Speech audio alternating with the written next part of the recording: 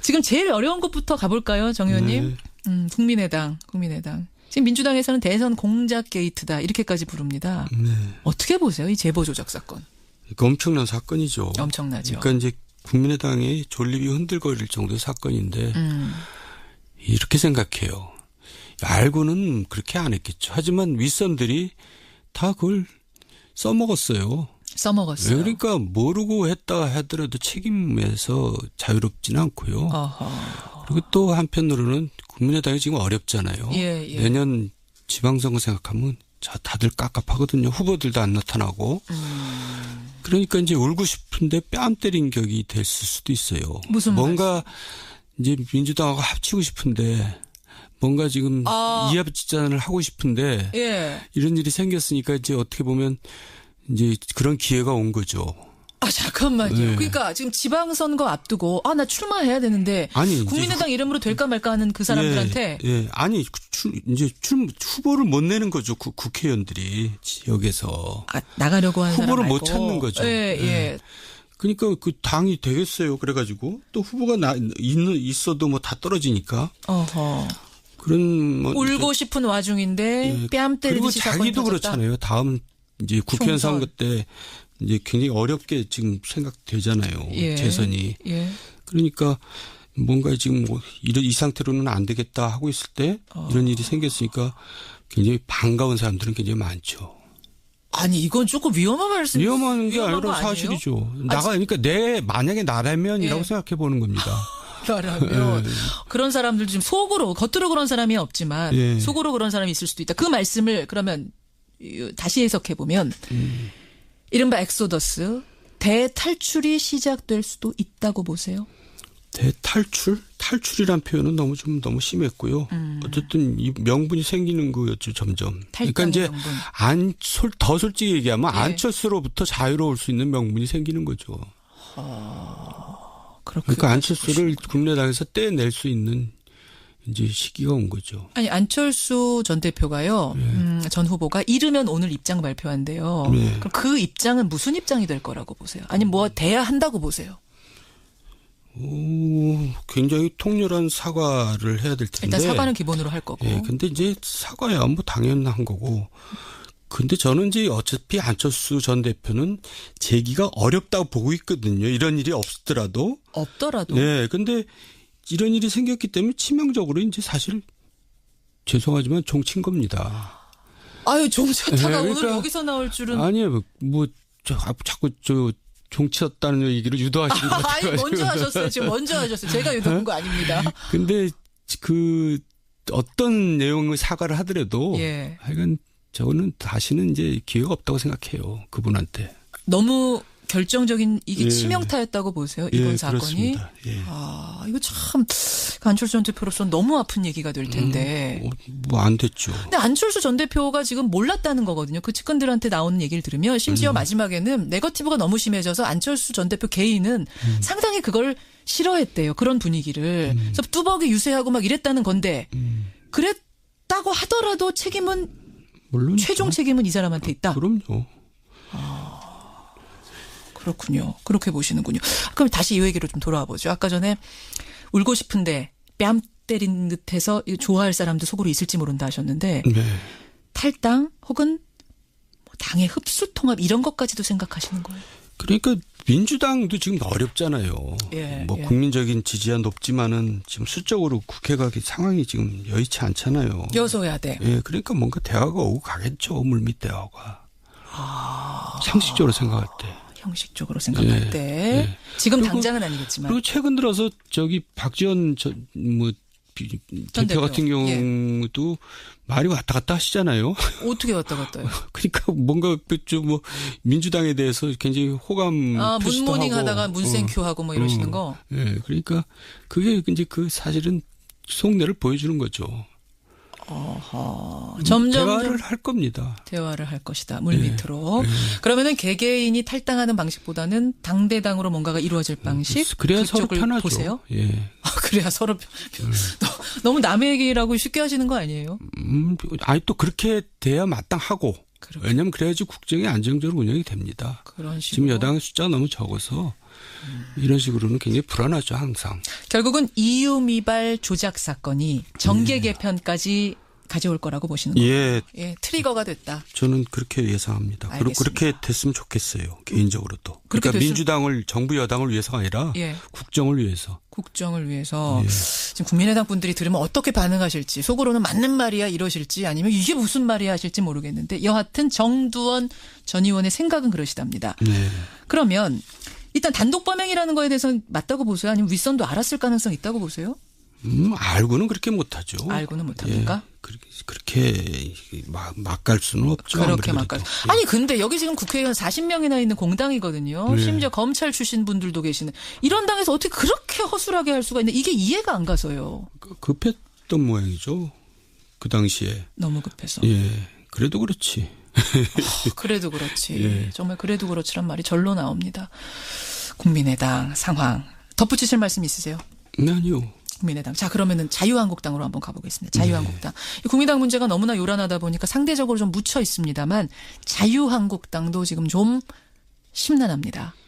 자유한국당은 별로 가고 싶지 않은데요. 이야기도 가고 싶지 않으세요? 불쾌해요, 괜히. 아니, 왜요? 얘기하기가 불쾌해요. 그러니까 전당대회라는 게 예. 큰 이벤트잖아요. 국민의 관심을 끌고 새로운 이제 전기를 마련하는. 근데 지금은 오히려 국민의 혐오감만 키우고 있잖아요. 어허. 정치를 아주 그냥 상스럽게 후퇴시키고 있죠. 아주 불쾌합니다. 그렇게까지 보세요. 그러면 보고 있으려면. 불쾌함을 조금만 누르시고 네. 우리가 뭐 할 일은 해야 되니까 네. 예상을 좀 해보겠습니다. 원유철 후보하고 홍준표 후보 둘 다 당대표 선거에 나선 유력 주자인데 네. 싸우고 아니죠. 있어요. 뭐 유력 주자는 아니고요. 홍준표 후보가 되겠죠. 아 너무 단정적으로 말씀하시죠. 네, 뭐 그거 너무나 간단한 거죠. 아니 지금 홍준표 후보가 난감해졌어요. 왜냐하면 예. 바른정당의 정병국 전 대표가 책을 하나 냈는데 거기에다 이렇게 쓴 거예요. 홍준표 후보가 바른정당 창당할 때 우리 당의 합류를 타진했었다. 그러자 이제 원유철 후보가 뭐라고 했냐면 아니 우리가 당 지키려고 몸부림치던 그 시절에 홍준표 후보는 다른 당에 가서 문을 두드리다니 그런 사람이 이제 와서 당대표가 되겠다니 이게 말이 됩니까? 이렇게 되면서 지금 좀 남처해졌거든요.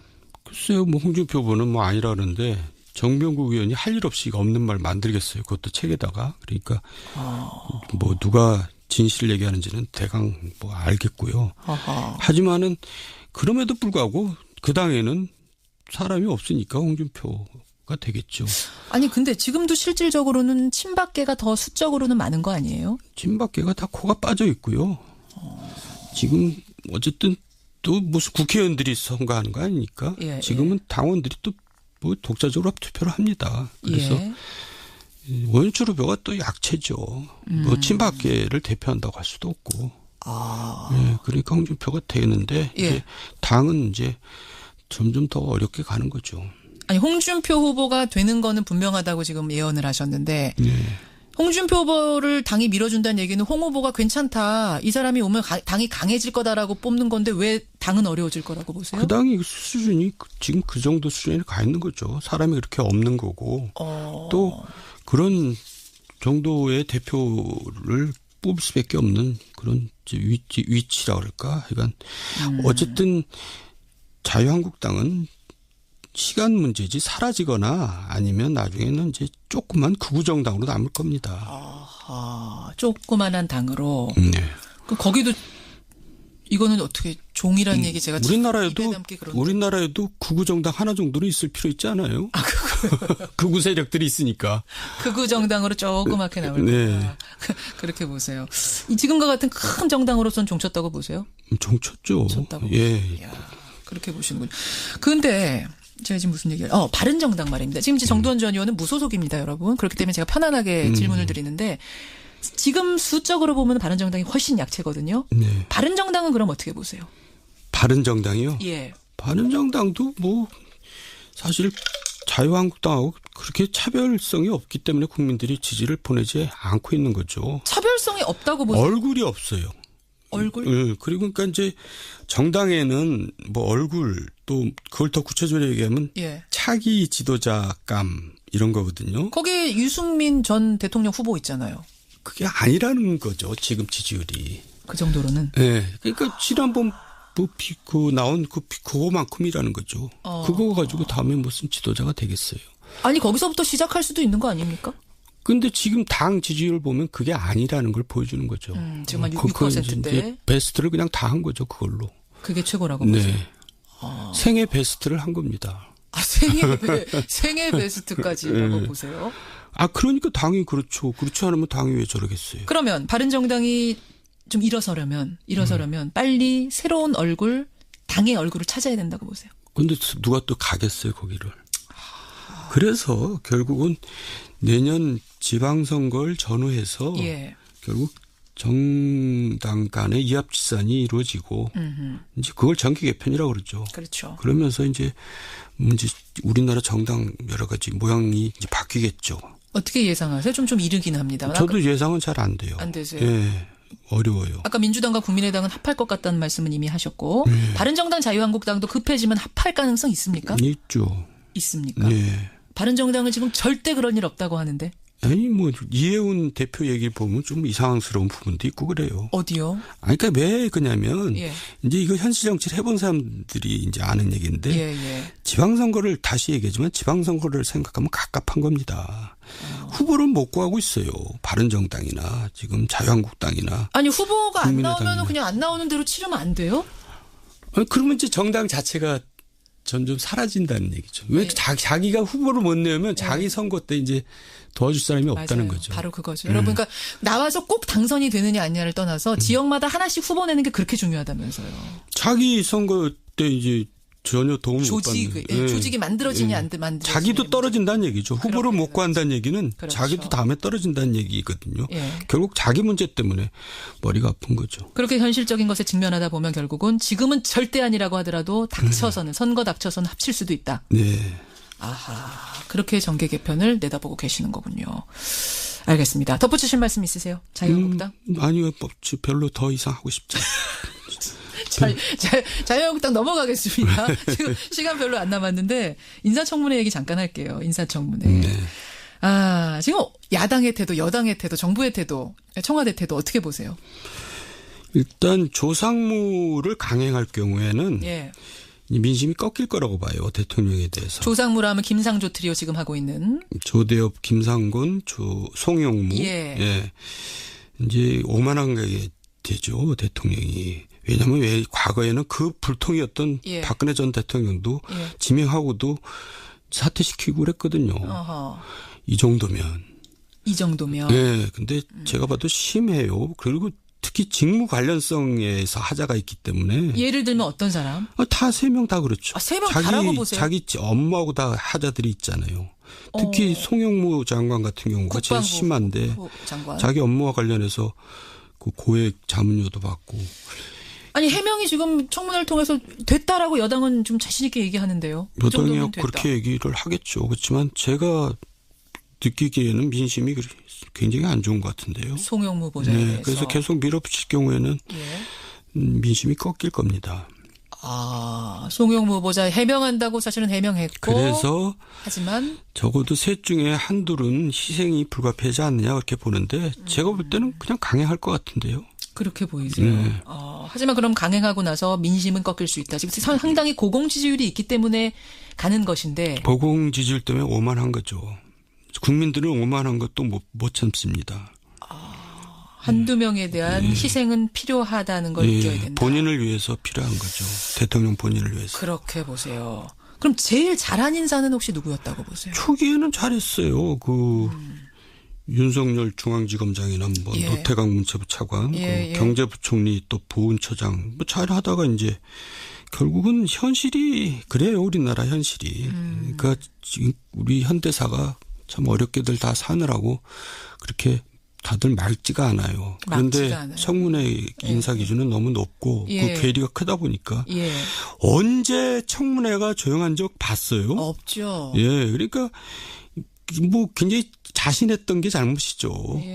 현실이 그런 거를 모르고 이제 인사 기준을 너무 높게 공약을 했던 거죠. 아하, 알겠습니다. 그런 부분들 때문에 결국은 민심을 좀 봐야 하는데 지금 정도원 전 의원이 느끼는 민심은 한두 사람 정도의 희생이 필요하지 않겠는가라는 조언 정도에 대고 하셨어요. 오늘 여기까지 월간 정도원을 볼 텐데 청취자 6968님이 주간 정도원으로 좀 개편해주면 안 되겠느냐. 조언, 제안을 하셨어요. 그러자 9621님이 일간 정도원 안 되겠습니다. 괜찮으세요? 한 달 정도도 힘든데 어떻게. 아예 할 일 없으시다면서요. 네? 그렇다고 와서 아무 말 할 수 없잖아요. 굉장히 바쁘세요 요새 정도원 전 의원. 이제 7월입니다. 월간 정도원이니까 7월 정말 여름에 한복판에 만나 뵙겠네요. 네. 예, 베트남 잘 다녀오시고요. 네. 베트남 커피 한 잔. 네, 그러겠습니다. 여기까지 월간 정도원 수고하셨습니다. 건강하세요. 내는 거죠. 국회의원들이 지역에서 나가려고 하는 후보를 사람 못 찾는 거죠. 예. 그러니까 그 당이 되겠어요. 그래가지고 또 후보가 있어도 뭐 다 떨어지니까. 어허. 그런 뭐 울고 싶은 와중인데 뺨 때리듯이 그리고 자기도 그렇잖아요. 다음 이제 국회의원 선거 때 이제 굉장히 어렵게 지금 생각되잖아요. 예. 재선이. 예. 그러니까 뭔가 지금 뭐 이 상태로는 안 되겠다 하고 있을 때 이런 일이 생겼으니까 굉장히 반가운 사람들은 굉장히 많죠. 아니 이건 조금 위험한 말씀. 위험한 게 아니라 사실이죠. 그러니까 만약에 나라면이라고 생각해 보는 겁니다. 나라면 그런 사람들 지금 겉으로 그런 사람이 없지만 속으로 그런 사람이 있을 수도 있다. 그 말씀을 그러면 다시 해석해 보면 이른바 엑소더스 대탈출이 시작될 수도 있다고 보세요. 탈출이란 표현은 너무 심했고요. 어쨌든 이 명분이 생기는 거였죠, 점점. 그러니까 이제 더 솔직히 얘기하면 안철수로부터 자유로울 수 있는 명분이 생기는 거죠. 민주당에 대해서 굉장히 호감 표시도 문모닝 하다가 문센큐하고 뭐 이러시는 거. 예, 그러니까 그게 이제 사실은 속내를 보여주는 거죠. 점점 대화를 할 겁니다. 대화를 할 것이다. 물밑으로. 그러면은 개개인이 탈당하는 방식보다는 당대당으로 뭔가가 이루어질 방식. 그래야 서로 편하죠. 보세요. 예. 그래야 서로 너무 남의 얘기라고 쉽게 하시는 거 아니에요? 아니 또 그렇게 돼야 마땅하고. 왜냐하면 그래야지 국정이 안정적으로 운영이 됩니다. 그런 식으로. 지금 여당의 숫자가 너무 적어서 이런 식으로는 굉장히 불안하죠, 항상. 결국은 EU 미발 조작 사건이 정계 개편까지 가져올 거라고 보시는 거예요. 예, 트리거가 됐다. 저는 그렇게 예상합니다. 그리고 그렇게 됐으면 좋겠어요, 개인적으로도. 그러니까 민주당을 정부 여당을 위해서가 아니라 국정을 위해서. 지금 국민의당 분들이 들으면 어떻게 반응하실지 속으로는 맞는 말이야 이러실지 아니면 이게 무슨 말이야 하실지 모르겠는데 여하튼 정두원 전 의원의 생각은 그러시답니다. 그러면 일단 단독 범행이라는 거에 대해서는 맞다고 보시가 될 텐데. 뭐 안 됐죠. 근데 안철수 전 대표가 지금 몰랐다는 거거든요. 그 측근들한테 나오는 얘기를 들으면 심지어 마지막에는 네거티브가 너무 심해져서 안철수 전 대표 개인은 상당히 그걸 싫어했대요. 그런 분위기를. 그래서 뚜벅이 유세하고 막 이랬다는 건데 그랬다고 하더라도 책임은 물론이죠. 최종 책임은 이 사람한테 있다. 그럼요. 그렇군요. 그렇게 보시는군요. 그럼 다시 이 얘기로 좀 돌아와 보죠. 아까 전에 울고 싶은데 뺨 때린 듯해서 좋아할 사람도 속으로 있을지 모른다 하셨는데 탈당 혹은 당의 흡수 통합 이런 것까지도 생각하시는 거예요? 그러니까 민주당도 지금 어렵잖아요. 국민적인 지지가 높지만은 지금 수적으로 국회가 상황이 지금 여의치 않잖아요. 여소야대. 그러니까 뭔가 대화가 오고 가겠죠. 물밑 대화가. 상식적으로 생각할 때. 형식적으로 생각할 때 지금 당장은 아니겠지만 그리고 최근 들어서 박지원 대표 같은 경우도 말이 왔다 갔다 하시잖아요. 어떻게 왔다 갔다요? 그러니까 뭔가 좀 그러니까 안철수를 국민의당에서 떼낼 수 있는 이제 시기가 온 거죠. 아니 안철수 전 대표가요. 전 후보가 이르면 오늘 입장 발표한대요. 그럼 그 입장은 무슨 입장이 될 거라고 보세요? 아니 뭐 돼야 한다고 보세요? 굉장히 통렬한 사과를 해야 될 텐데. 일단 사과는 기본으로 할 거고. 근데 이제 사과야 뭐 당연한 거고. 근데 저는 이제 어차피 안철수 전 대표는 재기가 어렵다고 보고 있거든요. 이런 일이 없더라도. 근데 이런 일이 생겼기 때문에 치명적으로 이제 사실 죄송하지만 종친 겁니다. 아유, 종쳤다가 네, 오늘 그러니까 여기서 나올 줄은. 아니에요. 자꾸 종치었다는 얘기를 유도하신 것 같아요. 아니, 먼저 하셨어요. 지금 먼저 하셨어요. 제가 유도한 거 아닙니다. 근데 어떤 내용의 사과를 하더라도 예. 하여간 저는 다시는 이제 기회가 없다고 생각해요. 그분한테. 너무 결정적인 이게 예. 치명타였다고 보세요. 이번 예, 사건이. 그렇습니다. 예. 아, 이거 참 안철수 전 대표로서는 너무 아픈 얘기. 지금 제일 어려운 것부터 가볼까요, 정 의원님? 네. 국민의당. 지금 민주당에서는 대선 공작 게이트다 이렇게까지 부릅니다. 네. 어떻게 보세요, 이 제보 조작 사건? 이거 엄청난 사건이죠. 엄청나죠. 그러니까 이제 국민의당의 존립이 흔들거릴 정도의 사건인데 이렇게 생각해요. 알고는 그렇게 안 했겠죠. 하지만 윗선들이 다 그걸 써먹었어요. 그러니까 모르고 했다 하더라도 책임에서 자유롭지는 않고요. 어허. 그리고 또 한편으로는 국민의당이 지금 어렵잖아요. 예. 내년 지방선거 생각하면 다들 깝깝하거든요. 후보들도 안 나타나고. 그러니까 이제 울고 싶은데 뺨 때린 격이 됐을 수도 있어요. 무슨 뭔가 이제 민주당하고 합치고 싶은데 뭔가 지금 이합집산을 하고 싶은데 예. 이런 일이 생겼으니까 이제 어떻게 보면 이제 그런 기회가 온 거죠. 아, 잠깐만요. 네. 그러니까 지금 지방선거 앞두고 나 출마해야 되는데 아니, 국민의당 이름으로 될까 말까 하는 그 사람들한테 아니 이제 후보를 못